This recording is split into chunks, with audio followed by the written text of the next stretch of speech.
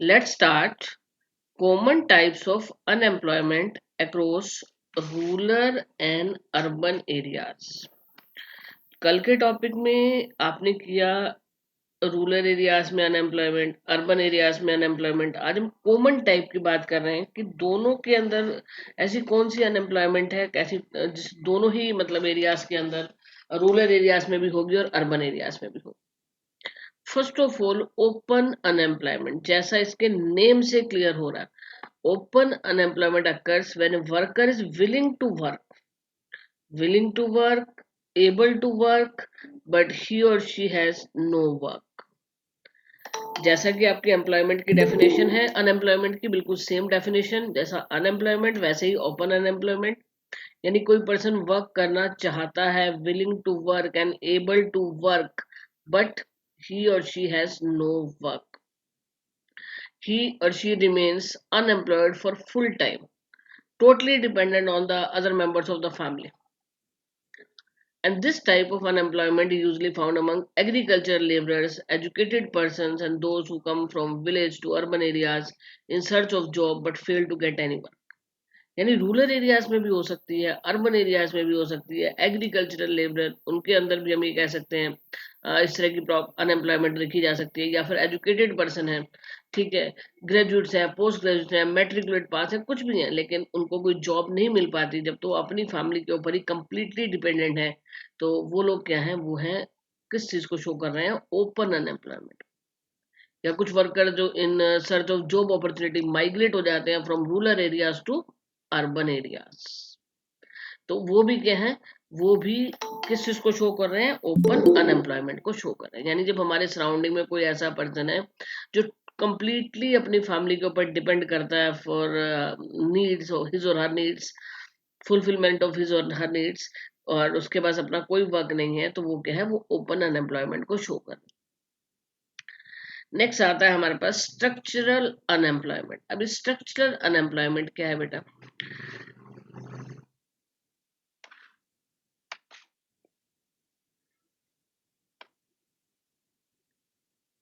Structural unemployment occurs due to structural changes in the economy.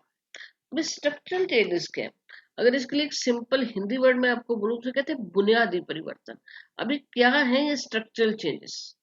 It has of two types. दो तरह के होते हैं बेटा। Change in technology as a result of which old technocrats are no longer needed, they are rendered unemployed. यानी अगर हम बात करें बेटा, टेक्नोलॉजी के अंदर चेंज आ गया, और टेक्नोलॉजी के अंदर चेंज आने से क्या हुआ, जो पुरानी टेक्नोलॉजी से लोग वर्क करने के कैपेबल थे, वो क्या हो गए, वो अनएम्प्लॉयड हो गए।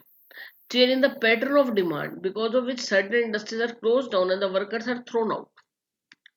डिमांड पैटर्न चेंज हो गया। डिमांड पैटर्न चेंज होने से क्या हो गया, पुरानी जो गुड्स थी उनकी डिमांड चेंज हो गई, अब उनको कोई नहीं परचेज करता, वो चीजें आउटडेटेड हो गई। तो उन प्रोडक्ट्स को बनाने वाले वर्कर्स, उन प्रोडक्ट्स को बनाने वाली जब इंडस्ट्रीज ही क्लोज हो गई, तो उन प्रोडक्ट्स को बनाने वाले जो वर्कर्स हैं वो भी क्या हो गए, वो भी बेकार हो गए, अनएम्प्लॉयड हो।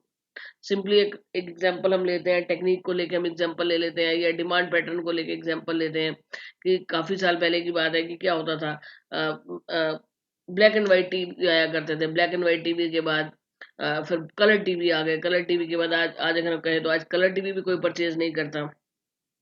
तो कहने का मतलब कि जैसे जैसे टेक्निक चेंज होती चली जाती है, तो पुरानी टेक्निक से वर्क करने वाले जो वर्कर्स हैं वो क्या होते चले जाते हैं, वो अनएम्प्लॉयड होते चले जाते हैं।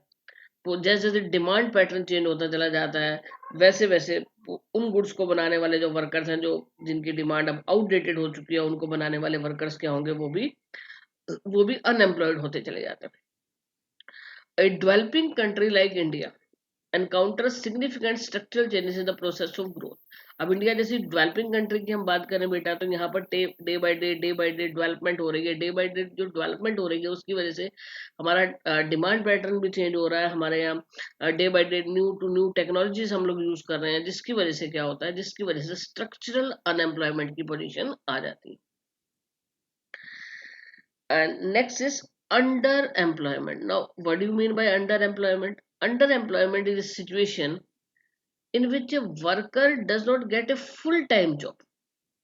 ही remains unemployed for some months in a year या some hours in a day. आपने ओपन अनएम्प्लॉयमेंट किया कि लोग कंप्लीटली आपको क्या दिखाई देंगे, कंप्लीटली फ्री हैं, उनके पास कोई वर्क नहीं है, वो था ओपन अनएम्प्लॉयमेंट। लेकिन अंडर एम्प्लॉयमेंट क्या है बेटा? अंडर एम्प्लॉयमेंट मीन्स यानी ईयर के अंदर कुछ मंथ लोग बेकार हो, या फिर हम कहें कि एक दिन में अगर एक पर्सन को 8 आवर्स वर्क मिलना चाहिए लेकिन उस पर्सन को 8 आवर वर्क ना मिलकर उससे कम काम मिल रहा है, तो वो भी किस चीज को शो कर रहा है? अंडर एम्प्लॉयमेंट को शो कर रहा है। यहाँ पर नेशनल सैंपल सर्वे हम लेके चल रहे हैं बेटा। According to national sample survey, a person is categorised as extremely under employed if he works only up to 28 hours a week. यानी 8 आवर्स ए डे की अगर हम बात करते हैं, और एक पर्सन जो सिर्फ वीक के अंदर उसे 28 आवर वर्क ही मिल पाता है, तो वो क्या है? वो एक्सट्रीमली अंडर एम्प्लॉयड है। If a person works between 29 to 42 hours per week, he is placed in the category of limited unemployed.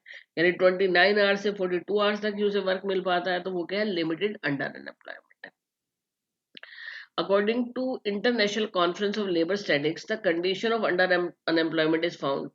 जो ऊपर आपने किया वो नेशनल सैंपल सर्वे के अकॉर्डिंग था। Now this is the another criteria, and this criteria is according to international conference of labour statics. उनके according क्या है? when persons engage in part time work are prepared to do more work than they are actually doing। जब लोग part time work कर रहे हैं और वो जितने घंटे काम कर रहे हैं उससे ज्यादा घंटे काम करना चाहते हैं, जितना वर्क वो कर रहे हैं उससे ज्यादा वर्क करने को तैयार हैं, तो इट मीन्स क्या है? वो अंडर अनएम्प्लॉयड है। When income of the persons increase after shifting to another occupation from their existing occupation। अभी एक पर्सन जो है कि किसी ऑक्यूपेशन के अंदर एंगेज है, लेकिन अगर वो उसको चेंज कर लेता है, किसी दूसरे ऑक्यूपेशन को ज्वाइन कर लेता है, और ऐसे केस के अंदर उसकी जो एग्जिस्टिंग जो इनकम है, वो जो इस समय जो उसकी इनकम है वो इंक्रीज हो जाती है, तो इट मीन्स क्या है? वो इंसान इस समय क्या है? Under employed. ये तो हुआ सिंपली इंटरनेशनल कॉन्फ्रेंस के according. Under employment is of two kinds, जो हम बात कर रहे थे। ये अंडर अनएम्प्लॉयमेंट अगर 28 आवर्स तक ही वर्क मिल पाता है तो वो एक्सट्रीमली अनएम्प्लॉयड है, और अगर हम कहें कि उसे 29 टू 42 आवर्स तक ही वर्क मिल पाता है, तो वो लिमिटेड अंडर अनएम्प्लॉयमेंट के केस के अंदर है। या फिर हमने जैसे international conference of labour statics के अकॉर्डिंग डिस्कस किया, जो पर्सन पार्ट टाइम वर्क के अंदर एंगेज है और वो ज्यादा वर्क करने को रेडी है, तो वो इस समय किस चीज को शो कर रहा है? वो अंडर अनएम्प्लॉयमेंट की सिचुएशन को शो कर रहा है। इसके साथ साथ अगर जिस प्रिवेलिंग वेज रेट के ऊपर वो वर्क कर रहा है, जितनी इनकम वो इस समय गेन कर रहा है, अगर वो अपने ऑक्यूपेशन को चेंज कर लेता है, इन दैट केस उसकी इनकम राइज हो जाती है, उसकी इनकम इंक्रीज हो जाती है, तो इट मीन्स क्या? वो इस समय अंडर एम्प्लॉयमेंट की सिचुएशन में। Under employment is of two kinds. एक होता है विजिबल अंडर एम्प्लॉयमेंट, और एक होता है अनविजिबल। अभी विजिबल की बात करें और अनविजिबल की बात करें, जब हम विजिबल अंडर एम्प्लॉयमेंट यानी जो हमें दिखाई दे रहा है, in this case people work lesser than the standard hours of work in a day. For example, in India person normally works for 8 hours if he finds job only for 4 hours, तो वो क्या है? वो visible under employment है। यानी एक person जो हमें दिखाई दे रहा है, यानी वो चीज विजिबल है कि एक पर्सन 8 आवर्स की बजाय उसे एक दिन के अंदर 6 आवर्स वर्क मिल रहा है या उसे 4 आवर वर्क मिल रहा है, तो वो क्या है? वो विजिबल अंडर एम्प्लॉयमेंट के केस में है। इन विजिबल अंडर एम्प्लॉयमेंट, अब एक चीज हमें दिखाई ही नहीं दे रही है लेकिन वो पर्सन अंडर एम्प्लॉयमेंट की सिचुएशन में है। In this case people work full time but their income is not proportionate to their abilities. यानी वर्क तो वो 8 आवर ही कर रहा है, जितना उसे एक पर्सन को एक दिन के अंदर वर्क मिलना चाहिए 8 आवर, तो वर्क तो 8 आवर्स ही कर रहा है, लेकिन वर्क उसकी एबिलिटी के अकॉर्डिंग नहीं है। सपोज एक पोस्ट ग्रेजुएट पर्सन एक पियोन की जगह वर्क कर रहा है, यानी एक पोस्ट ग्रेजुएट पर्सन वर्क कर रहा है एज ए पियोन, तो क्या वो अपने पोटेंशियल के अकॉर्डिंग गेन कर रहा है? क्या अपनी एबिलिटीज के अकॉर्डिंग वर्क कर रहा है? नो। उसका जो वर्क है वो उसके पोटेंशियल से कम है, उसका वर्क जो है उसकी एबिलिटी के अकॉर्डिंग नहीं है, लेकिन वो उस वर्क को कर रहा है। तो 8 आवर वर्क करने के बावजूद भी किसे हम क्या कहेंगे? Invisible under employment. यानी अंडर एम्प्लॉयमेंट की सिचुएशन है। और कौन सी सिचुएशन है? इनविजिबल। क्योंकि देखने में तो क्या लग रहा है कि ये पर्सन जॉब कर रहा है, इसके पास एम्प्लॉयमेंट है, ये रूटीन में 8 आवर जैसे वर्क मिलना चाहिए इसको वर्क मिल रहा है, लेकिन यहाँ पॉइंट कंसीडर करने का क्या आता है कि क्या क्या अपने पोटेंशियल के अकॉर्डिंग वर्क कर रहा है, क्या उसे उसकी एबिलिटी के अकॉर्डिंग वर्क मिला है। जब उसे पोटेंशियल के अकॉर्डिंग वर्क नहीं कर रहा वो, तो इट मीन्स क्या है? इट मीन्स वो अंडर एम्प्लॉयमेंट है की सिचुएशन में है। लेकिन ये अंडर एम्प्लॉयमेंट कौन सा है? इनविजिबल। जबकि ऊपर के केस में आपने क्या देखा? विजिबल। यानी 8 आवर्स की जगह 5 आवर्स, 4 आवर्स, 6 आवर्स, कुछ भी घंटे काम कर रहा है, तो साफ दिखाई दे रहा है कि वो अंडर एम्प्लॉयमेंट की सिचुएशन में है, क्योंकि 8 आवर्स क्या होना चाहिए? वर्क मिलना चाहिए। नेक्स्ट पॉइंट हमारे पास आता है फ्रिक्शनल अनएम्प्लॉयमेंट। अभी फ्रिक्शनल अनएम्प्लॉयमेंट की सिचुएशन क्या है बेटा? It occurs due to imperfections in the mobility of labor across different occupations. First of all इसे मैं क्लियर करूं, फ्रिक्शनल अनएम्प्लॉयमेंट जो होती है वो शॉर्ट पीरियड के लिए होती है, लॉन्ग पीरियड के लिए नहीं होती। जैसे आपने स्ट्रक्चरल अनएम्प्लॉयमेंट का केस किया, वो लॉन्ग पीरियड के लिए थी, जबकि फ्रिक्शनल अनएम्प्लॉयमेंट होती है शॉर्ट पीरियड के लिए। One wish to move from one job to the other, but in the process of change may remain or may even prefer to remain unemployed for some time। यानी कोई एक person अगर अपनी job change करना चाहता है for better opportunities, मतलब कोई पर्सन अपनी जॉब अगर चेंज करना चाहता है तो थोड़ा सा टाइम गैप आ जाता है कि किसी को लगता है कि मैं यहाँ पे जॉब कर रहा हूँ, लेकिन मुझे दूसरे प्लेस पे बेटर अपॉर्चुनिटी मिल सकती है, बेटर ऑप्शंस है मेरे पास, लेकिन वो चेंज करने के टाइम में थोड़ा सा मतलब एक गैप आ जाता है। तो वो क्या है? वो शॉर्ट पीरियड के लिए अनएम्प्लॉयमेंट है। तो वो किस चीज को शो कर रही है? वो शो कर रही है frictional unemployment. Working ladies getting married may decide to remain out of job for a couple of weeks or months. This is also the example of frictional unemployment. यानी कोई भी किसी भी गर्ल की अगर हम बात करते हैं जिसकी जो ऑलरेडी जॉब के अंदर है यानी वर्किंग में है, लेकिन उसकी मैरिज के बाद क्या होता है, जब वो सपोज दूसरे प्लेस के ऊपर चले गए, यानी उस आउट ऑफ स्टेशन जिसे हम कह सकते हैं, यानी दूसरे प्लेस के ऊपर जब वो चले जाते हैं, तो ऐसे केस में क्या होगा कि ऐसे केस में उसे नई जॉब ढूंढने में थोड़ा सा टाइम लग जाता है। तो ये क्या है? ये फ्रिक्शनल अनएम्प्लॉयमेंट। उसको हम अनएम्प्लॉयड नहीं कह सकते, but it is the frictional unemployment, it is for the short period. तो दो एग्जांपल मैंने इसके आपको दिए। एक मैंने आपको बताया कि भी हम एक जॉब अपॉर्चुनिटीज को छोड़कर दूसरी जॉब अपॉर्चुनिटी गेन करना चाहते हैं, मतलब बेटर ऑप्शन है हमारे पास, हम बेटर ऑप्शन गेन करना चाहते हैं, तो उसमें थोड़ा सा टाइम गैप आ जाता है। तो कई बार क्या होता है कि जॉब चेंज करना चाहते हैं, लेकिन ये नहीं पता कि दूसरी अपॉर्चुनिटी कहाँ पर मिल सकती है, तो पहली जॉब को थोड़े टाइम के लिए छोड़ देते हैं कि ठीक है नया ऑप्शन कोई हम इसके लिए सर्च करते हैं। तो ऐसे केस में भी क्या हो गया? एक टाइम गैप आ गया। या फिर जैसे मैंने आपको एक गर्ल का एग्जांपल दिया, दोनों ही केस के अंदर जो होता है शॉर्ट टाइम के लिए क्या होती है? अनएम्प्लॉयमेंट आ जाती है। Next point is the cyclic unemployment. अब साइक्लिक अनएम्प्लॉयमेंट क्या? It occurs due to cyclic fluctuations in the economy। अभी cyclic fluctuations क्या होते हैं बेटा? cyclic fluctuations जिस तरह से हमारी recession, depression, recovery, boom, 4 faces को लेकर हम चलते हैं। ये 4 फेस क्या है? फर्स्ट ऑफ ऑल अगर मैंने कहा रिसेशन, डिमांड का स्लोली डिक्रीज होना, धीरे धीरे डिमांड का डिक्रीज होना। डिप्रेशन, डिमांड का बहुत ज्यादा डिक्रीज हो जाना। रिकवरी, फिर डिमांड का थोड़ा थोड़ा इंक्रीज होना। बूम, डिमांड का बहुत तेजी से इंक्रीज होना। तो 4 फेस, यानी अगर हम नॉर्मली हम बात करें ट्रेड साइकिल्स की बात करें, तो बिजनेस के अंदर ये 4 जो होते हैं 4 फेसेस तो आते ही रहते हैं।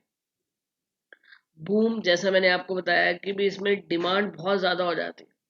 बूम होगा तो ऑटोमेटिकली इकोनॉमिक एक्टिविटीज इंक्रीज होंगी और हाई डिग्री ऑफ एम्प्लॉयमेंट का केस होगा, यानी बहुत ज्यादा लोगों को रोजगार मिलेगा। रिसेशन के फेस में क्या होता है? Recession is a phase when there is a liquidity crunch in the economy. यानी रिसेशन है, डिमांड की कमी होती जा रही है मार्केट के अंदर, डे बाय डे हम कहें कि मार्केट के अंदर डिमांड कम हो रही है, तो उसका रिजल्ट क्या निकलता है? उसका रिजल्ट ये निकलता है कि कुछ कंपनीज अपने कुछ वर्कर्स को जॉब से हटा देती, नई जॉब्स तो क्रिएट होती ही नहीं है, पुरानी जॉब्स भी क्या होती चली जाती हैं, धीरे धीरे हटनी स्टार्ट होती है, यानी लोगों की जॉब छूटनी शुरू हो जाती है। आप लोगों ने कई बार न्यूज में सुना होगा कि भी इस कंपनी ने अपने इतने वर्कर्स को काम से हटा दिया, डिमांड की कमी हो गई। अभी पीछे भी क्या कहें, जो ये हमारा जो कोविड-19 का जो सिनेरियो चल रहा है उसकी वजह से क्या होने लग गया था, डिमांड एकदम से मार्केट में कम होने लग गई थी, तो कितने ज्यादा लोगों की जॉब्स चली गई। तो रिसेशन के फेस में क्या होता है कि मार्केट के अंदर फंड्स अवेलेबल नहीं होते, क्योंकि डिमांड ही नहीं है, कोई परचेज ही नहीं कर रहा। जब परचेज ही नहीं कर रहा तो इन्वेस्टर इन्वेस्ट नहीं करेगा, इन्वेस्टर इन्वेस्ट नहीं करेगा तो नेचुरल सी बात है, प्रोडक्शन एक्टिविटी नहीं होगी, तो एम्प्लॉयमेंट अपॉर्चुनिटीज में भी क्या होगी, कमी होती चली जाएगी। डिप्रेशन का फेस अगर हम कहें तो बिल्कुल और भी ज्यादा जिसे कहेंगे कि वर्स्ट पोजीशन हो जाती है। Depression is a phase when aggregate demand declines triggering A cut in output and employment. यानी डिप्रेशन में तो डिमांड और भी ज्यादा कम हो गई, काफी ज्यादा डिमांड कम होने से क्या होता है, और ज्यादा हम कहेंगे कि बेटा कि एम्प्लॉयमेंट में कमी होती चली जाती है, प्रोडक्शन एक्टिविटीज और कम होती चली जाती है, डिमांड और कम होती चली जाती है, और इन सब का रिजल्ट क्या निकलता है, एम्प्लॉयमेंट अपॉर्चुनिटीज और कम होती चली जाती है। Recovery is A phase when economic activity start picking up. अब रिकवरी वो फेज होता है जिसमें इकोनॉमिक एक्टिविटीज थोड़ा सा फिर पिकअप होना स्टार्ट कर देती हैं। जिस तरह से हम ये कहें कि लॉकडाउन खुलने के बाद क्या हुआ, फिर धीरे धीरे इकोनॉमिक एक्टिविटीज क्या होनी स्टार्ट हो गई, इकोनॉमिक एक्टिविटीज होनी स्टार्ट हो गई, जिससे क्या धीरे धीरे फिर डिमांड इंक्रीज होनी स्टार्ट हो गई। तो ऑटोमेटिकली क्या होता है, ऐसे टाइम पे क्या होता है, इन्वेस्टर इन्वेस्ट करने के लिए क्या हो जाता है, रेडी हो जाता है। ठीक है ना, इस समय फिर एम्प्लॉयमेंट अपॉर्चुनिटीज क्या होती हैं, राइज होती हैं। तो ये 4 फेजेस हमने इसके अंदर देखे साइक्लिक अनएम्प्लॉयमेंट के अंदर। Phase of boom, recession, depression and recovery. Recession depression दोनों रिलेटेड है डिमांड के डिक्लाइन होने से, बट रिसेशन में ग्रेजुअली डिक्लाइन होगी, यानी स्लोली डिक्लाइन होगी। डिप्रेशन के अंदर डिमांड क्या होती है, बहुत ज्यादा कम हो जाती है, जिसे हम कहते हैं महामंदी। ठीक है ना बेटा। और उसके साथ साथ रिकवरी के अंदर क्या होता है, डिमांड थोड़ी थोड़ी इंक्रीज होनी स्टार्ट हो जाती है, और बूम के अंदर तो क्या होती है, डिमांड बहुत तेजी से इंक्रीज होती है। तो बूम के अंदर, बूम को ही हम क्या कहेंगे कि दो तरह की सिचुएशन होती है, एक बुलिश और एक बैरिश। बारिश सिचुएशन का मतलब है कि इकोनॉमी स्लो डाउन की पोजीशन के अंदर है, तो ऐसे में क्या होता है, ऐसे में रिसेशन डिप्रेशन का केस होता है। जब हम कहते हैं कि बुलिश बुलिश एक्सपेक्टेशन है, बुलिश एक्सपेक्टेशन का मतलब कि बूम की सिचुएशन है, ऐसे में इन्वेस्टर ज्यादा इन्वेस्ट करता है और ज्यादा क्या होती है, एम्प्लॉयमेंट अपॉर्चुनिटीज क्रिएट होती है। तो हमने different type of common type of unemployment को आज स्टडी किया, जिसके अंदर फर्स्ट ऑफ ऑल हमने क्या किया था, फर्स्ट ऑफ ऑल जो हमने स्टडी किया अपना, ये था हमारा ओपन अनएम्प्लॉयमेंट। यानी आपकी सराउंडिंग में कोई पर्सन आपको दिखाई देता है कि वो टोटली अपनी फैमिली पे डिपेंडेंट है अपनी नीड्स को फुलफिल करने के लिए, तो वो क्या है, ओपन अनएम्प्लॉयमेंट का केस है। स्ट्रक्चरल अनएम्प्लॉयमेंट जो मैंने बताया, ये लॉन्ग पीरियड के लिए होती है। और लॉन्ग पीरियड के लिए कैसी होती है बेटा, कि टेक्निक के अंदर चेंज आ गया या डिमांड पैटर्न के अंदर चेंज आ गया, तो उस पुरानी टेक्निक से वर्क करने वाले लोग हैं, या उस पुरानी उन गुड्स को बनाने वाले लोग जो आज के टाइम में आउटडेटेड हो गए, तो वो वर्कर्स भी क्या हो जाते हैं, लंबे समय के लिए बेकार हो जाते हैं, यानी उनकी जॉब्स चली जाती। अब पुरानी टेक्निक से काम करने वाला एक मैकेनिक, और आज के टाइम में अगर न्यू टेक्निक आ गई तो कंपनी न्यू इंजीनियर्स को अपॉइंट करेगी, ना कि उस पुराने मैकेनिक को। अंडर एम्प्लॉयमेंट का जो केस हमने किया कि जिसके अंदर क्या होता है, जिसके अंदर मतलब एक टाइम लिमिट से कम वर्क एक इंसान को मिलता है, तो वो भी क्या, अंडर अनएम्प्लॉयमेंट की सिचुएशन को बता रहा है। अंडर अनएम्प्लॉयमेंट में हमने विजिबल और इनविजिबल दो तरह का हमने लिया। विजिबल जो हमें दिखाई दे रहा है कि भाई 8 आवर से कम वर्क कर रहा है, वो विजिबल। और दूसरा इनविजिबल, यानी काम तो 8 आवर्स ही वर्क कर रहा है, वर्क तो उसे 8 आवर्स के लिए ही मिल रहा है, लेकिन वो क्या अपने पोटेंशियल से कम वर्क कर रहा है। नेक्स्ट आपने किया फ्रिक्शनल अनएम्प्लॉयमेंट, जो कि शॉर्ट पीरियड के लिए होती है। और शॉर्ट पीरियड के अंदर क्या होता है कि यानी हम एक अपॉर्चुनिटी, जॉब अपॉर्चुनिटी छोड़ देते हैं दूसरी को गेन करने के लिए, और जब तक हमें पता लगता है कि कहाँ पर वैकेंसी है, तब तक के लिए थोड़ा सा टाइम गैप आ जाता है, तो जिसकी वजह से उसे क्या कहेंगे, फ्रिक्शनल अनएम्प्लॉयमेंट का केस कहेंगे, यानी शॉर्ट पीरियड के लिए। लास्ट पॉइंट जो आपने किया साइक्लिक अनएम्प्लॉयमेंट, जिसके अंदर 4 फेजेस आपने किए, recession, depression, recovery and boom. तो आज का जो टॉपिक है यहाँ पर कंप्लीट होता है।